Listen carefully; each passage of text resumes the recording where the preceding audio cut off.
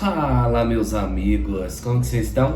Tudo bem com vocês? Hoje, gente, nós vamos falar a respeito de um dos textos bíblicos mais complexos da Bíblia. Gente, como todo vídeo aqui que eu falo com vocês, eu não vou entrar em assuntos extremamente teológicos, mas eu vou trazer uma visão bíblica aqui sobre o entendimento que Deus me deu a respeito do texto, e vamos conversar, bater um papo, trazer o texto para as nossas vidas e aplicar para os nossos dias, beleza? Então hoje nós vamos falar a respeito do texto de 1 Crônicas capítulo 13, que é o texto onde fala de Uzá e Aiô guiando o carro de boi, e aonde a arca vai cair e Uzá coloca a mão e Deus fulmina Uzá por conta dessa atitude dele. E hoje nós vamos bater um papo, gente, a respeito disso, e vamos entrar no entendimento do porquê que Deus matou Uzá. Será que aconteceu algum ponto que... Será não, né? Aconteceu. A gente vai ver, vai conversar aqui a respeito e chegar numa ideia lógica do que pode ter acontecido para Deus ter fulminado Uzá ao tocar ali na Arca da Aliança. Então vamos ler o texto rapidamente aqui, ó. 1 Crônica, capítulo 13, versículo 7. E levaram a arca de Deus da casa de Abinadab sobre um carro novo, e Uzá e Aiô guiavam o carro. Aqui, antes de eu continuar lendo o texto aqui, eu quero que você entenda algo. O contexto aqui está lá em 2 Samuel, o contexto aqui da história está, na verdade, deixa eu ver aqui, 1 Samuel capítulo 7, que fala que a arca de Deus, a arca da aliança, ficou 20 anos na casa de Abinadab. E Abinadab, ele tinha dois filhos, na verdade dois filhos não, ele tinha Eliezer, que era filho dele, e também tinha Uzá e Aiô, que também eram filho dele também. E aqui o texto fala, 1 Samuel capítulo 7, versículo de número 2, que a arca ficou em Kiriat Jearim tantos dias que se passaram até que chegaram 20 anos. Então a arca está há 20 anos na casa de Abinadab. Então esse é o contexto imediato aqui da história, para você entender. E os filhos de Abinadab agora está conduzindo ali a arca no carro de boi, beleza? Então vamos lá. Aí vou pular aqui um versículo 9. E chegando à eira de Quidom, estendeu Uzá a sua mão para segurar a arca, porque os bois tropeçavam. Então se acendeu a ira do Senhor contra Uzá e o feriu por ter estendido a sua mão à arca, e morreu ali perante Deus. Bom, alguns pontos importantes. Primeiro ponto aqui que a gente faz um paralelo é com 1 Samuel capítulo 7 aqui, onde vai falar dos anos que ficou a arca na casa de Abinadab. Isso aqui é um ponto importante. E a gente vai fazer um paralelo também com o que acontece na casa de Obed-Edom, aqui no versículo de número 14, que diz que a arca ficou 90 dias na casa, 3 meses, né? Na casa de Obed-Edom, e mudou toda a história dele. Então, olhando esse contexto, o texto não é tão minucioso que conta os detalhes do que aconteceu na casa de Abinadab. O texto não fala isso, por quê? Porque não teve ações significativas de Deus ali dentro da casa de Abinadab.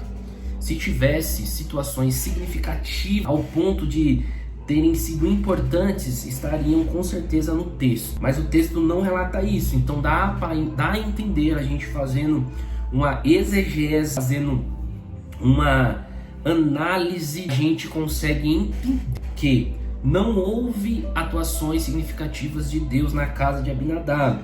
Então dá a entender que Abinadab e a sua família não deu uma atenção significativa para a presença de Deus representada pela arca ali dentro, tá?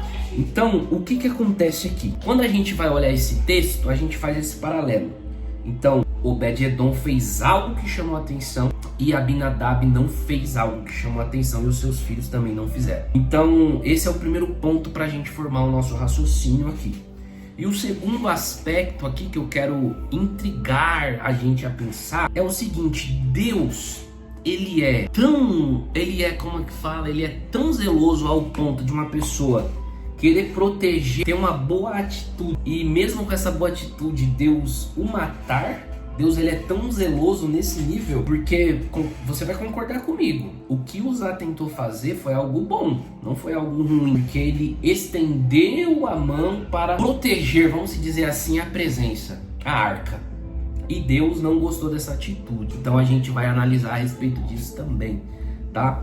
Então aqui é um texto muito intrigante, irmãos, é muito intrigante. Mas a gente precisa entender alguns pontos aqui. O primeiro ponto, Deus não está olhando a atitude. Eu quero que você venha comigo nesse pensamento. Deus não está olhando a atitude de Uzá. Por quê? Porque Davi, se você for pegar o que Davi fez coisas muito piores do que Uzá fez. E aqui, olhando o contexto, você vê que Uzá não tem uma história ruim. Uzá não fez algo totalmente ruim. Uzá foi segurar a arca. É algo que ele quis fazer assim de forma espontânea. E Deus não gostou dessa atitude. Então, vamos analisar algumas atitudes de Davi que era para Deus ter observado, olhando aos nossos olhos e ter o fulminado. Primeiro, Davi foi um adúlterou. Davi foi um péssimo pai. Se você for olhar a vida de Davi, foi um péssimo pai. Davi comeu os pães da preposição, que era extremamente proibido. E Deus poderia ter o fulminado naquele momento. Davi fez coisas... Davi era uma pessoa que tinha sangue nas mãos. Ele era um guerreiro, ele tinha sangue nas mãos. Davi foi o responsável direto pela morte de Urias, que era o marido de Betseba. E Davi planejou, arquitetou o plano ali. Então, se você for pegar o contexto da história de Davi, por que Deus não matou Davi? Porque Davi tinha um coração segundo o coração de Deus. Davi, ele era uma pessoa arrependida. Davi, ele pecava em público, mas ele se arrependia no secreto. Isso aqui é muito importante. E ele tinha um coração disponível para Deus. E quando eu olho a história de Uzá e Aiô, e de Abinadab, de toda a sua família, mas principalmente de Uzá, que foi fundado por Deus, eu chego a uma conclusão. Quando a arca ficou 20 anos na casa dele, tinha que ter acontecido alguma coisa, porque onde a presença de Deus passa, aconteceu alguma coisa. Mas alguma coisa aconteceu lá que impossibilitou isso. E o que eu acredito piamente, o texto não nos mostra, não tem conteúdos históricos que dizem a respeito disso. Aqui vai ser uma interpretação minha e eu quero que você entenda isso e para você pensar junto comigo. Inclusive, se você tem uma outra interpretação, coloca aqui embaixo nos comentários pra gente conversar e quem sabe a gente pode fazer um outro vídeo a respeito.